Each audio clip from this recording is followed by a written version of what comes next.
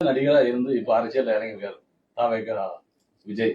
அவர் அரசியல் செயல்பாடு இப்போ சூழ்நிலையில அரசியல் செயல்பாடு எப்படி இருக்குன்னு நீங்க பாக்குறீங்க? நான் கொஞ்சம் எல்லாத்தையுமே பாசிட்டிவா பார்ப்பேன். நான் என்ன பார்ப்பேன்னா, நண்பர் விஜய்க்கு இது அவசியமே இல்லை. இப்போ அரசியலுக்கு வர்றதுன்றது அவசியமே கிடையாது. ஒரு பெரிய ராஜாங்கம் நடத்திட்டு இருக்காரு. அடுத்த சூப்பர் ஸ்டார் அவர் தான், அல்லது கலெக்ஷன் மன்னர் அவர் தான். 200 கோடி சம்பளம். இந்த மாதிரி ஒரு சிம்மாசனத்தை விட்டுட்டு எதுக்காக போய் ஒரு மக்கள் பிரச்சனைக்காக போகணும் அப்படின்னா அவர் ஏதோ நல்லது செய்யணும்னு விருப்பப்படுறாரு. அப்ப நம்ம எல்லாரும் இப்பவே அவரை தடுத்து நிறுத்துறதுக்கு பதிலாக அவர் வழியில நம்ம எல்லாருமே அவருக்கு சப்போர்ட் பண்ணி விட்டா மாறுதல் ஒன்றுதான் மாறாதது. கடைசி வரைக்கும் இவங்க தான் ஆட்சி செய்யணும்னோ, கடைசி வரைக்கும் இவங்க ஆட்சிக்கு வரக்கூடாதுனோ அந்த மாதிரி யாருமே கிடையாது. யார் வேணாலும் ஆட்சிக்கு வரலான்ற ஒரு ஜனநாயகத்துல விஜய் செய்யறதோட விஷயம் நம்ம ஏற்கனவே சில நடிகர்கள் செஞ்சு அதை கொஞ்சம் பின்வாங்கினதுனால அவர் மேல அந்த சந்தேகமும் இருக்கு. இப்படிலாம் பேசுவாங்க, அதுக்கப்புறம் இவங்க ஸ்ட்ராங்கா நிற்பாங்களா நிற்க மாட்டாங்களான்ட்டு.